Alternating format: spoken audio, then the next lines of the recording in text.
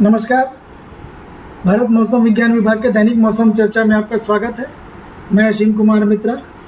आइए चलते हैं, सबसे पहले देखते हैं पिछले 24 घंटों के दौरान मानसून की क्या गतिविधियां रही। सबसे पहले हम चलेंगे सब डिविजनल मैप में। जैसा कि आप देखेंगे, अब जो मानसूनल रेंज जिसको हम कह सकते हैं, मानसूनी वर्षा है, वो अभी देखेंगे अगर इमेज में तो सबसे ज़्यादा पूर्वोत्तर राज्यों में अब ज़्यादा देखने को मिल रही है। हालांकि जो पूर्वी राज्य है, अभी उनके जो रंग है वो हरे कलर में आ गए हैं, हरे रंगों में आ गए। लेकिन पूर्वोत्तर राज्य आप देखेंगे, खासकर अरुणाचल प्रदेश, असम, मेघालय, त्रिपुरा, मणिपुर, इनमें गहरे नीले और गाढ़े नीले रंगों से दिखाया गया। फिर अगर हम उत्तर भारत की बात करें, उत्तराखंड और हिमाचल प्रदेश में आप देखेंगे यहाँ हल्के नीले रंगों से दिखाया गया।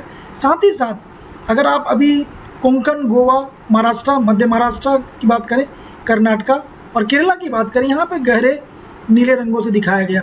अच्छी वर्षा यहाँ पर भी इन जगहों पे दर्ज की गई है। अगर हम अंडमान निकोबार की बात करें, यहाँ पर भी हल्के नीले रंगों से बताया गया। लेकिन अगर हम मुख्य रूप से गौर करें, पश्चिम राजस्थान का ये भाग, ये एकदम पूरी तरीके से ये शुष्क या ड्राई है, एक तरह से किसी भी तरह का वर्षा न के बराबर है।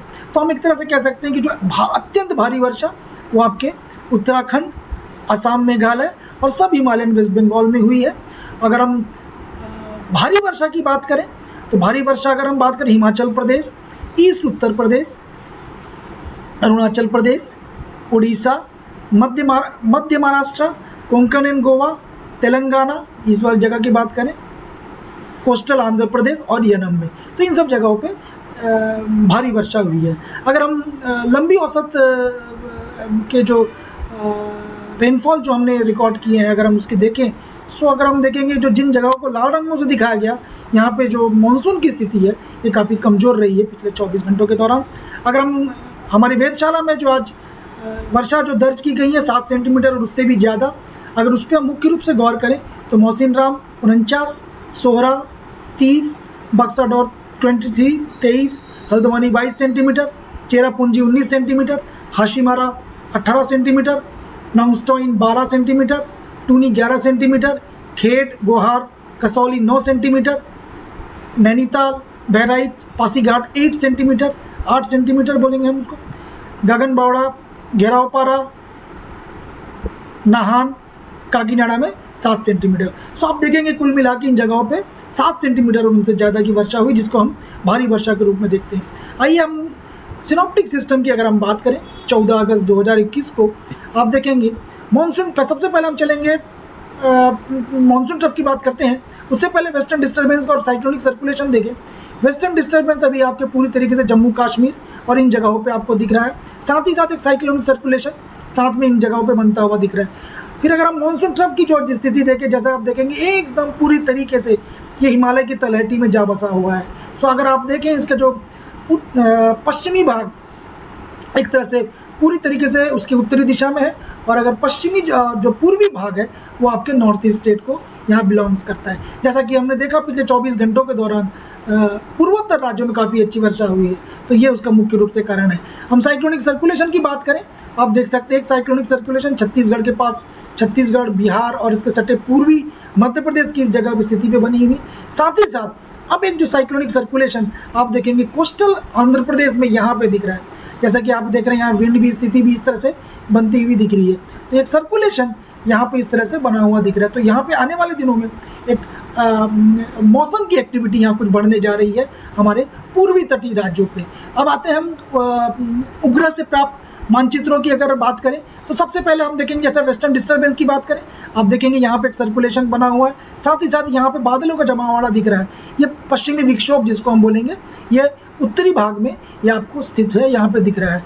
और अगर हम मानसून ट्रफ की बात करें, जैसा कि मैंने आपको बताया, एक पूरी तरीके से आप ये देखिए इन जगहों पे छोटे छोटे कन्वेक्टिव सेल के रूप में, जिसको हम कहते हैं क्लाउड के रूप में, क्लाउड कन्वेक्टिव रूप में आपको इस जगह पे आपके तलहटी में या कह सकते हैं फुट हिल्स ऑफ हिमालय में आपको देखने को मिल रहा है। अगर हम दक्षिणी प्रायद्वीप में, अगर हम बंगाल की खाड़ी की बात करें, आप देख सकते हैं यहाँ पे जो क्लाउड का जमावड़ा है, एक सघन क्लाउड का जमावड़ा -60 से -80 डिग्री टेम्परेचर की जो क्लाउड की जो टेम्परेचर रेंज होती है आपको यहाँ देखने को मिल रही है। जैसा कि आप देख रहे हैं यहाँ पे जो सिनॉप्टिक सिचुएशन में हमने देखा सर्कुलेशन था, अभी आपको एक बादलों का जमावड़ा एक क्लाउड क्लस्टर्स के रूप में बंगाल की खाड़ी की इस रूप में जगह में देखने को मिल रही थी। इसीलिए हम कह सकते हैं कि इन जगहों पे आने वाले दिनों में जो मानसूनी जो वर्षा है वो देखने को मिल सकती है। अगर हम विजिबल की इमेज देखें, ये भी आपने देखा इंफ्रारेड की, अगर सैटेलाइट की विजिबल इमेजरी देखें, देखिए आप अब आपको स्थिति बिल्कुल बेहतर नज़र आ रही होगी। आप यहाँ देख सकते हैं, यहाँ जो एक सिस्टम बनने जा रहा है, या एक तरह से आप ये जो सिस्टम आप देख रहे हैं बंगाल की खाड़ी में, क्लाउड का जो पैरामीटर बहुत ही सक्रिय रूप में देखने को मिल सकता है आपको। साथ ही साथ मानसूनल जो मैंने आपको बताया मानसून का अक्ष, या आप पूरी तरीके से देख सकते हैं जम्मू कश्मीर उत्तरी भाग में क्लाउड का जो स्पष्ट रूप से दिखाया जा रहा है। साथ में एक चीज़ आप गौर करेंगे, जो आप पश्चिमी भागों में ये देख रहे हैं, ये जो क्लाउड का जो एक निरंतर क्लाउड जो डेवलपमेंट आपको इस जगह पे दिख रही है, खासकर आप देखेंगे मध्य महाराष्ट्र, कोंकण, गोवा और गुजरात के इन भागों में, तो यहाँ पे एक तरह से क्लाउड और यहाँ पे हवाओं की सक्रियता देखने को मिल रही है। आइए चलते हैं अब 24 घंटों की पूर्वानुमान, अगले 24 घंटों में क्या होने वाला है। तो सबसे पहले अगर आप देखें अभी भी पूर्वोत्तर राज्य में की हम बात करें तो पूर्वोत्तर राज्य में ऑरेंज अलर्ट है। जो खासकर अगर मैं बात करूं भारी से भारी वर्षा एक तरह से आपका असम, मेघालय इन जगहों पे होने वाला। अगर हम भारी वर्षा की बात करें, दूसरी जगहों की बात करें, सबीमा आइलैंड वेस्ट बंगाल ये जगह है, सबीमा आइलैंड वेस्ट बंगाल और साथ में अरुणाचल प्रदेश। और अगर हम दूसरी जगह बाकी उत्तर भारत की बात करें, जम्मू कश्मीर के इन भागों में आप देखेंगे Jammu Kashmir, Himachal Pradesh, Uttarakhand, east UP, Bihar, Orissa, Chhattisgarh, coastal Andhra Pradesh, Telangana, Rayalaseema, Tamil Nadu और एक तरह से आप देखेंगे इन जगहों पे अंडमान एंड निकोबार में भी इसको दिखाया गया है। तो इस तरह से इन जगहों पे अगर हम पश्चिमी तटीय राज्यों की बात करें तो अगर आप देखेंगे उनमें थंडरस्टॉर्म की एक्टिविटी प्रमुख रूप से देखने को मिलेंगी। लेकिन थंडरस्टॉर्म की एक्टिविटी पूरे भारत में अगर आप देखें फिर से उन्हीं जगहों पे जम्मू कश्मीर, हिमाचल प्रदेश, उत्तराखंड, बिहार, झारखंड, उड़ीसा, छत्तीसगढ़, तेलंगाना इन जगहों पे आपको देखने को मिल रही है। अगर हम